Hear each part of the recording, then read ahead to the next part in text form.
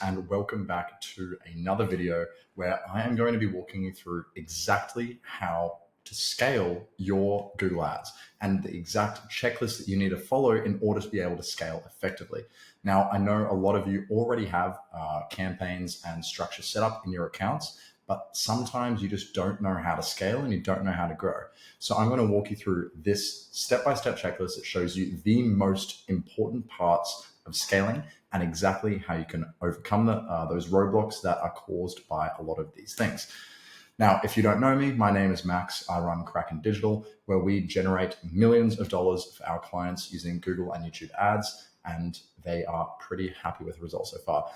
We are still taking on a few more clients. So if you're interested in making a lot of money with your brand for Google and YouTube ads, then please feel free to click the link down in the description and book a call with me.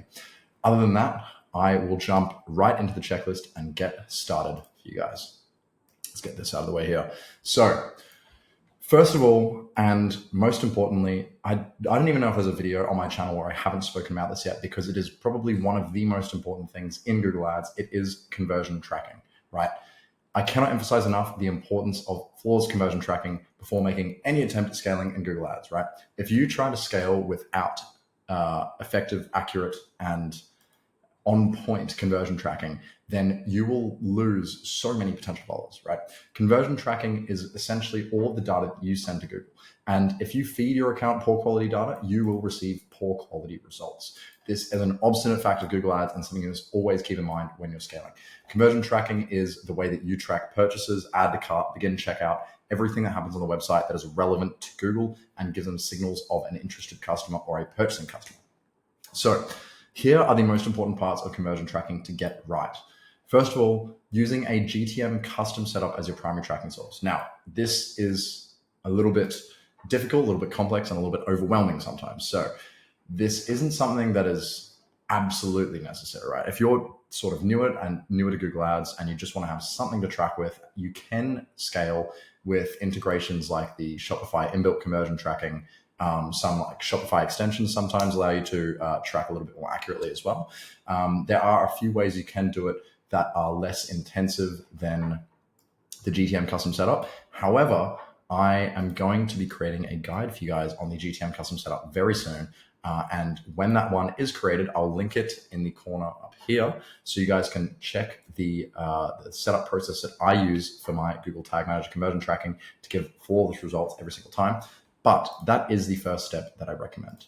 And I also am going to give you guys this entire document in the description below, so you can use a checklist all for yourself, and you can check off everything as you go and refer back to this at any point in time without having to watch and scroll through the video. So if you're interested in downloading this checklist, just hit the link below, but I'm going to continue on through and explain everything about this checklist so you have a full understanding of what we're going through.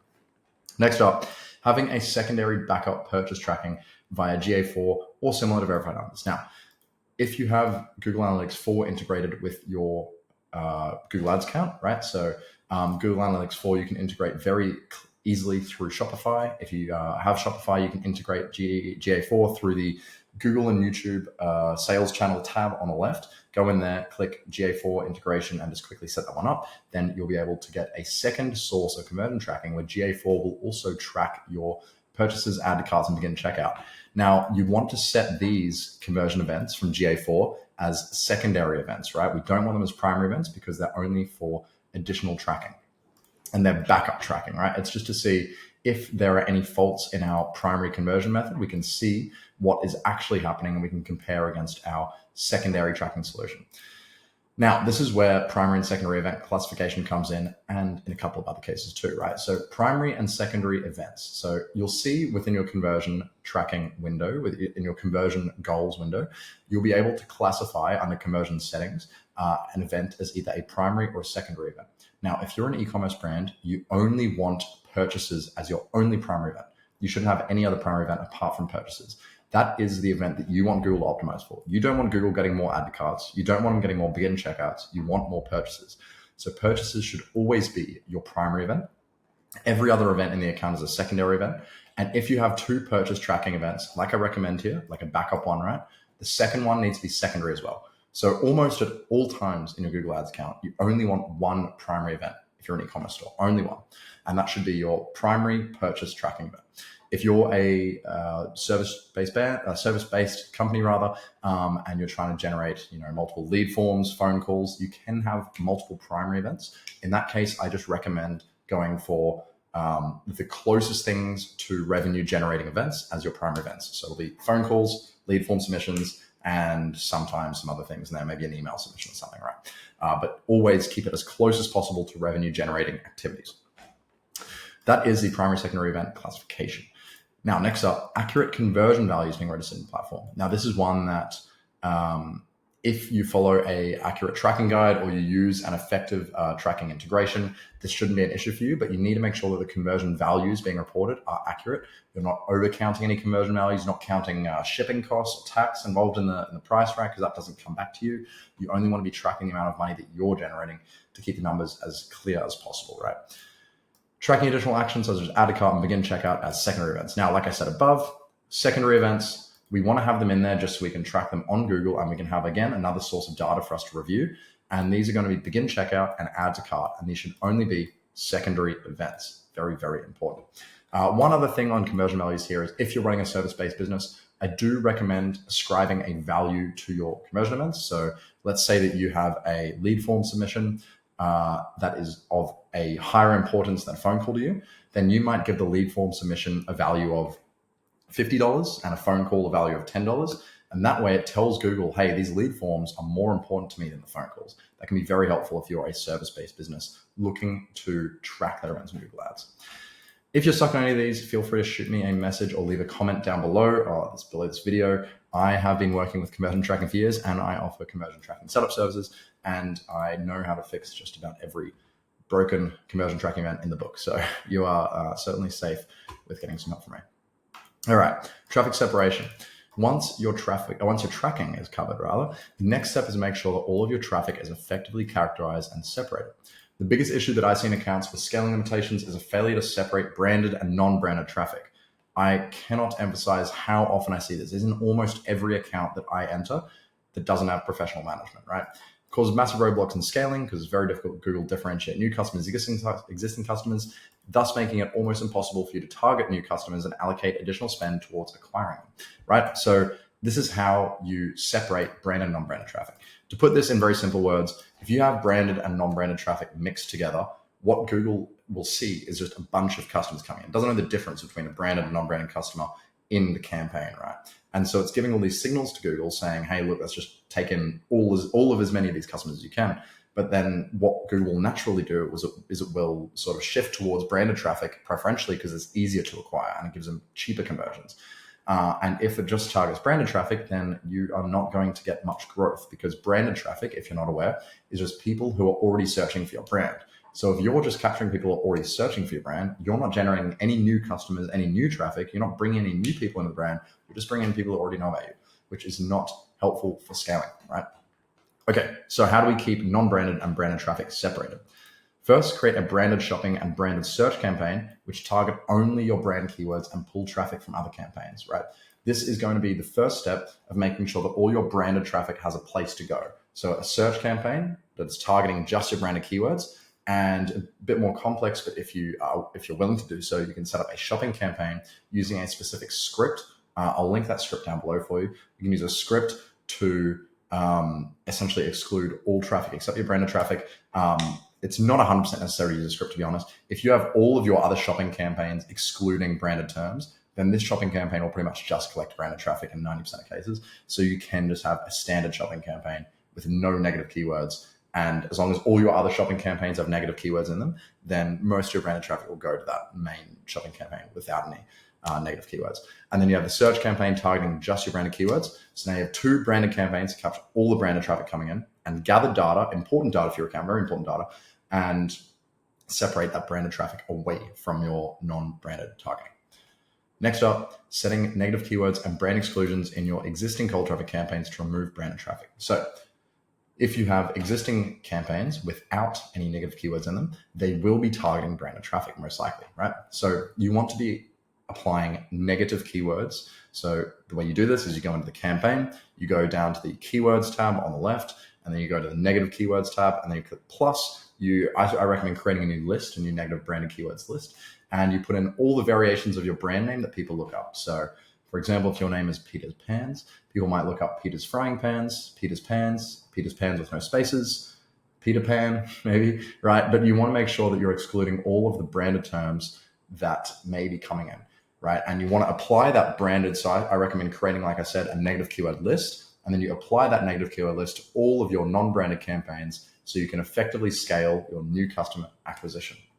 Very important, right? So we have branded over here, non-branded over here, separate at all times. No intertwining between the two. It'll mix up Google signals and it will prevent you from scaling rapidly. Next up, campaign types and targeting. If you're looking to scale the Google Ads, I'm going to assume that you already have the basic campaign set up, but you're not sure how to push your spend further in a profitable manner. So in most cases, if you're looking to scale, you've probably already got search, shopping set up, maybe PMAX. But the next point from there is moving into the more top of funnel stuff, which is where it gets a bit tricky. So the two most likely solutions for you are top of funnel search and then YouTube ads, right? And demand gen is also basically what YouTube ads are, but we'll get into that. So to fully utilize these solutions, you need to have the following campaign set up. Top of funnel search campaign. So a search campaign is specifically designed with a sales heavy landing page. So this top of funnel search campaign is going to be targeting real high funnel keywords. So for example, if you sell, again, frying pans, you may have people searching, what is the best type of frying pan? Okay, that's a very top of funnel search term. It's someone who's still looking, still investigating. You could then have an ad for a keyword like that, a very high funnel keyword, and send them to a very sales heavy landing page. So landing page that really walks them through, educates them on the product, and sells them hard at the end.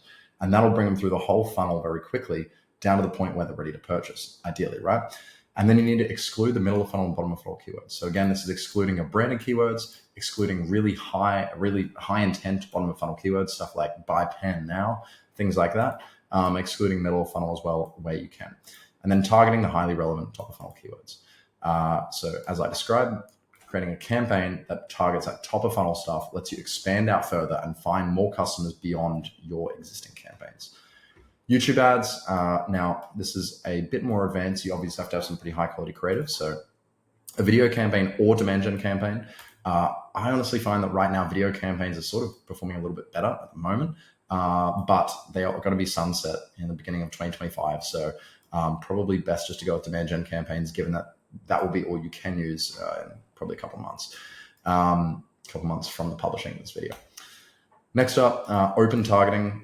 If you already have conversion done with the account, in a lot of cases, you can sort of just run with open targeting in YouTube ads. You don't have to do any audience targeting. If you don't have a whole lot of data in the account, I would recommend putting in a few little audience signals, stuff like in-market audiences, demographics, anything that you know is going to give you a better purchasing rate from the customers. And then, yeah, like I said here, targeting a few in-market segments is your other option. Also goes without saying that if you are running YouTube ads, you need to have really high quality creatives. You need to have creatives that are going to stop them from scrolling. They're going to convince them about the great features and benefits of your product, and they're going to convince a person to buy as well. So make sure that you have really high quality video ads. If you already have some Meta ads or TikTok ads running, just port them over to YouTube, give them a test on there. There's a good chance that some of them probably will work. Now, also, if you haven't fully exhausted the reach and scale of your existing campaign types, I would recommend that doing that before you expand into these sort of top of funnel campaigns. It's going to be a lot easier to acquire that more middle funnel, bottom of funnel traffic before you start going into the real top of funnel stuff. If you're looking to scale rapidly, go top of funnel from the get-go, that's fine. But if you're looking to be a bit more conservative with the scale, wait until you can exhaust middle of funnel, bottom of funnel, and then move into your top of funnel stuff with the YouTube and top of funnel search campaigns. Search, shopping, and PMAX, right? Scale them up first. All right, budget scaling tips. So you can't scale without spending more money, right? So you need to know how to spend money more efficiently and without tanking your results. This is done through gradual scaling and consistent tweaking and adjustment. According to data, 9 times out of 10, scaling spend by large increments in short periods of time will massively destabilize your campaign. So don't make big changes suddenly, right? Here's how you can watch your budget scaling. Increase your budget by small increments, as in 10 to 15%, while raising budgets, right? Or when raising budgets, rather. So if you are raising your budgets, probably don't go any higher than 10 to 15% in most of your increases. In extenuating circumstances where you're having like a massive increase in demand in the market, like maybe holiday season's just coming on, Black Friday, and you're really not taking full advantage, then you can scale up at bigger increments. But in 90% of cases, you don't really need to go beyond this if you're looking to scale effectively and efficiently and consistently, right? 10 to 15% increments are fine, and they won't destabilize your campaign. Allow enough time for the budget changes to produce significant data, right? So what a lot of people will do is they'll raise the budget one day and they won't see anything change, and then they'll lower it the next day, and then they'll keep doing that in a cycle for weeks and weeks, and they'll get nowhere, right? If you increase your budget, you have to wait at least 5 to 7 days to get an idea of whether that budget increase has had a significant impact on your campaign, right? You need to give it some time, not only for conversion lag to come through, but also just for the data to gather significant data, right? The idea of significance is that you have enough time and enough data points where you can draw an actual conclusion and say, yes, this increase made a difference or it didn't make a difference, right? So make sure you give it time when you're making these changes. Spread the budget increases across the entire account rather than just in one campaign, right? This is a really good practice to just make sure that you are allocating spend everywhere and sort of decentralizing your risk, I guess you could say. So if you put all of your budget into one campaign, you're going to have a lot of risk on that campaign, because if something starts going wrong, then you're not going to have anything to fall back on. But if you have a range of campaigns that are all performing reasonably well, spread that budget increase across all campaigns gradually rather than just scaling one up really quickly in most cases, right? All right, bidding strategy guide. So bidding strategies are another pivotal component of scaling Google Ads and need to be used on the right campaigns at the right times to drive desired results. So this is a good framework for bidding strategies. If you have low conversion data and a small account, if you are very new to Google Ads and you're not super familiar with it, use max clicks. If you have a little bit more experience with Google Ads, use manual CPC. The reason we're focusing on click-based bidding strategies, so this one's focusing on maximize your clicks, and this is giving Google a cost per click for each click on the campaign. The reason we're focusing on clicks is because Google doesn't have conversion data. You can't tell Google to get you more conversions if it doesn't know what a conversion looks like. So instead, you just tell it to get more clicks, because it's much easier for Google to get you clicks than it is conversions. All right, let's say you have conversion data in the account, but you're fluctuating CPA or ROAS. So if you don't have a stable CPA or ROAS, it's sort of moving up and down day to day, week to week. Not really week to week, but day to day. It's sort of fluctuating quite a lot, right? It's not very consistent. Just go with maximize conversions or maximize conversion value. This is going to be the first step of you use automated bidding. And this is essentially not giving Google any cap. You're just saying, look, use automated bidding and get the best results you can with my budget. And so Google will eventually get to a point where it's starting to generate fairly consistent results, trying to maximize the conversions in your account if you're keeping the budget fairly consistent as well. At this point, when you have a stable CPA or ROAS, so you're getting a fairly consistent CPA and ROAS over time, then you can start using maximize conversion with a target CPA or maximize conversion value with a target ROAS, right?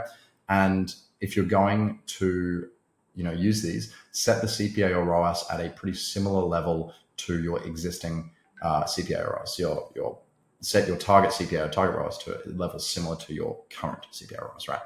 And then also, if you're using these TCPA or TROAS strategies, make sure to adjust them accordingly with your scaling goals. So if you're looking to prospect more and have loose targeting, then use the lower TROAS or higher TCPA. So you're letting Google have a little bit more room to work with. You're giving them more opportunity to generate your results. Then put a low TROAS on. You say, look, Google, I only need you to get a 1 ROAS or 1 return on ad spend. It's going to go absolutely crazy trying to find new customers, which is good if you're trying to grow and prospect and expand. But if you're pretty happy with your size, you don't really want Google to go too crazy on the prospecting. You just want to keep up your results and scale more gradually, slowly. Then keep your TROAS a little bit higher. So around the existing value of TROAS or TCPA around the existing value, maybe slightly lower, slightly higher, just hovering around that value. But basically, if you want to scale quickly, put a really low TROAS or really high TCPA, so you give Google heaps of room to work with, right? That's if you're sort of not worried about the cost of acquisition or the ROAS at that time. But if you want to keep it in check, keep it tighter, closer to the existing ROAS or CPA value, and then use generally higher TROAS or lower TCPA. All right, that was a lot to consider, I know. If you don't have time to implement all these optimizations, or you just want to have a chat about how this could be implemented best for you, book a call at the link down below. Also, you can use the link in here, whatever works for you. And you can head back to my channel for even more information on Google Ads. Once again, I'd like to remind you, this checklist is available for free in a link down below this video. Check it out, and please please use it to help you scale. I think you'll find it very useful if you're in the point where you're looking to scale your account. That is all for me today. I hope you really enjoyed this video, and I will be back very soon with even more Google Ads source for you. And I can't wait to help you scale and grow your Google Ads account. Thank you so much. Bye.